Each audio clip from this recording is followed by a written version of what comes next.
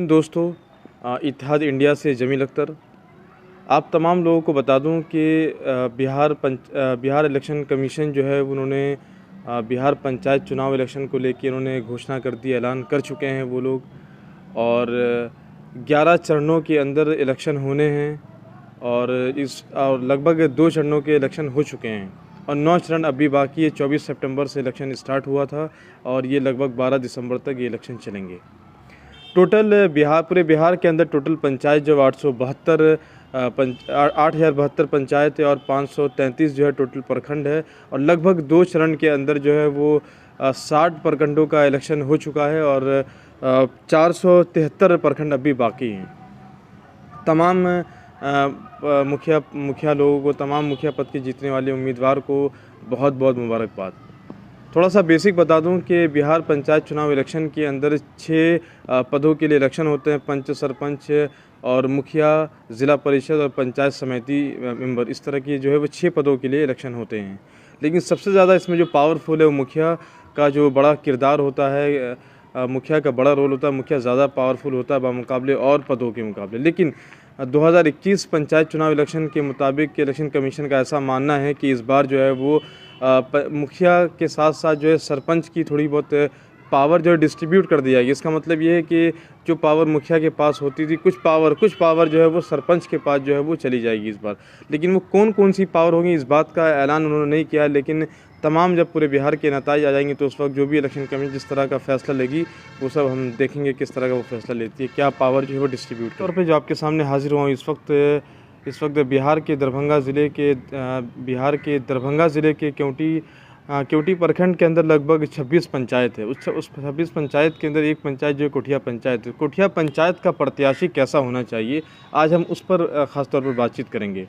आपको बता दें कि पिछले 15 सालों से लगातार एक ही प्रतिनिधि उस पंचायत के अंदर काम कर रहे हैं और लोगों को ऐसा लगता है कि अब थोड़ा एक नया मिजाज लगता है। लोगों को लगता है कि नहीं, कुछ बदलाव होना चाहिए। और आपको एक चीज़ और बता दूं मैं, जो 2 फेसों के अंदर इस वक्त इलेक्शन हो चुके हैं उसके अंदर जो जितने भी कैंडिडेट जीते हैं, ख़ास तौर से अक्सरियत जो है वो नए मुखिया की अक्सरियत जो उसमें हमें देखने को मिल रही है। बहरहाल वो जनता का फैसला, जनता जो फैसला करे। दूसरी बात ये है कि मैं आपके सामने जो ये बात कर रहा हूँ कि कोठिया पंचायत का प्रत्याशी कैसा होना चाहिए, सबसे पहली खासियत उसकी ये है कि वो तालीम याफ्ता होना चाहिए। ये बात जो है इलेक्शन कमीशन की तरफ से नहीं है। इलेक्शन कमीशन ये बात नहीं कहता कितना पढ़ा लिखा होना चाहिए, लेकिन मेरी अपनी ज़ाती राय है कि वो कोठिया पंचायत की बात करूं तो वहाँ पर मुझे ऐसा लगता है कि वहाँ एजुकेशन और हेल्थ सेक्टर को लेके बहुत ज़्यादा काम होना चाहिए। तो यूथ होगा तो ज़्यादा और तालीम याफ्ता होगा तो उम्मीद की जा सकती है कि वो ज़्यादा से ज़्यादा उस पर वो काम कर सकेगा। अच्छा, चौथी चीज़ ये है कि पूरे बिहार के अंदर जो है वो नल जल योजना शुरू हुई और बहुत ज़्यादा कारगर साबित भी हुई। लेकिन अक्सरियत ऐसा इलाका है जहाँ पर बिल्कुल नल तो पहुंचा लेकिन जल का जो है पता नहीं है। तो इसमें बहुत सारे करप्शन हुए, बहुत सारे लोगों ने केसेस करे, कई सारे वार्ड मेंबर जो है उनकी गिरफ्तारी भी हुई। आपने लगातार न्यूज़ देखते रहे। अभी कुछ दिन पहले मैंने देखा कि इंदिरा आवास को लेके लोग बहुत ज़्यादा जो है वो एक हल्ला मचा हुआ था कि इंदिरा आवास में लोग करप्शन कर रहे हैं, 20-25 हज़ार रुपये ले रहे हैं पैसे आने पर, जो भी अमाउंट उनका आता होगा। तो ये सारी चीज़ें हैं, तो ये आहिस्ता आहिस्ता चीज़ें जो है ख़त्म होनी चाहिए। तो बिहार की जनता इस बात का फ़ैसला करे, या कोठिया पंचायत की जनता ख़ास तौर से इस बात का फ़ैसला करे कि आपको किस तरह का मुखिया चाहिए, किस तरह का नहीं चाहिए। और आपको एक चीज़ और बता दूं कि जो मौजूदा थे मुखिया प्रतिनिधि, उनकी बहुत सारी शिकायतें होती थी। मेरे पास भी कई बार फ़ोन आया, उन लोगों ने ये कहा कि भाई वो जो है वो ये कहते हैं कि मुझे फ़ला इलाके से, फ़ला गांव से मुझे वोट नहीं मिला तो मैं वहाँ पर कुछ भी काम नहीं करा सकता। वहाँ के लोग जो है ये हैं और वो हैं, दाएँ बाएँ बहुत सारी चीज़ें हैं। अब मेरा सवाल उन साहब से है, वो भी इस वक्त मुखिया प्रत्याशी के तौर पर इलेक्शन लड़ रहे हैं। कोठिया पंचायत में बहुत सारे मुखिया प्रत्याशी, मैं किसी का नाम नहीं ले सकता यहाँ पर, लंबी फहरिस्त है उसके अंदर जो है। बहरहाल, तो मेरा सवाल ये है कि जो लोग मुखिया जीतने के बाद ये कहते हैं कि भाई फला गांव ने हमको वोट नहीं दिया या उन्होंने मेरा समर्थन नहीं किया, क्या गवर्नमेंट आपको फ़ंड जो देती है ये कहकर देती है कि भाई फला गांव ने आपको वोट नहीं दिया तो आपको वहाँ पर विकास करने की ज़रूरत नहीं? ये कभी बोल कर देती है सरकार? क्या कभी ब्लॉक बोल कर देती है? ये फ़ंड तो नहीं बोल कर देती। तो आप ये बात का फ़ैसला कैसे कर सकते हैं? हर जगह ऐसे ही होता है भाई। अभी 2 फेसों में इलेक्शन हुए हैं तो कितने परसेंट इलेक्शन हुए? 55%। 50% लोगों ने वोट ही नहीं दिया। तो लोग सोचेंगे यार वोट तो दिया नहीं, वोट तो हमें पड़ा नहीं। इसका ये मतलब नहीं है।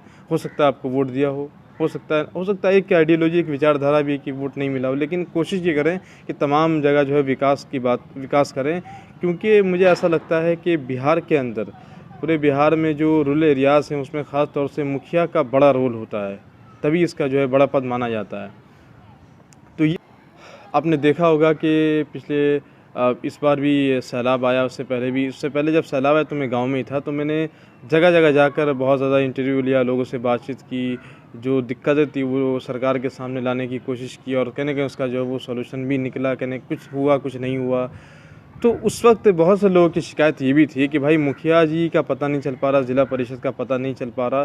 तो मेरा ऐसा कहना है और मानना है और तमाम लोगों से अपील है कि आप लोगों को यही मौका होता है फैसला करने का। आपको किस तरह का मुखिया चाहिए, किस तरह का ज़िला परिषद चाहिए, किस तरह का पंच चाहिए, किस तरह का सरपंच चाहिए, किस तरह का जो है पंचायत सदस्य मेंबर चाहिए, समिति मेंबर चाहिए। सब आपको देखना पड़ेगा, क्योंकि 5 साल पछताना, फिर सारी चीज़ झेलना, ये सारी चीज़ आप देख ही रहे हैं। और एक ख़ास तौर पर एक बात और, कि बिहार के अंदर सिर्फ सड़क निर्माण ही काफ़ी नहीं है, उसके साथ साथ हेल्थ सेक्टर और एजुकेशन सेक्टर पे आपको बहुत ज़्यादा काम करने की ज़रूरत है। तो ये सारी चीज़ें हैं, और तमाम लोगों से मेरी यही गुजारिश है कि जो भी चीज़ें हैं, जो भी इलेक्शन है, उसको आप अपने ध्यान से मद्देनज़र रखते हुए आपको किस तरह का जो है वो कैंडिडेट चाहिए, किस तरह काम करने वाला कैंडिडेट चाहिए या पॉलिटिक्स करने वाला चाहिए। सियासत भी ज़रूरी है, लेकिन सियासत के साथ साथ काम भी ज़रूरी है, तो वो आपको तमाम चीज़ें देखनी पड़ेंगी।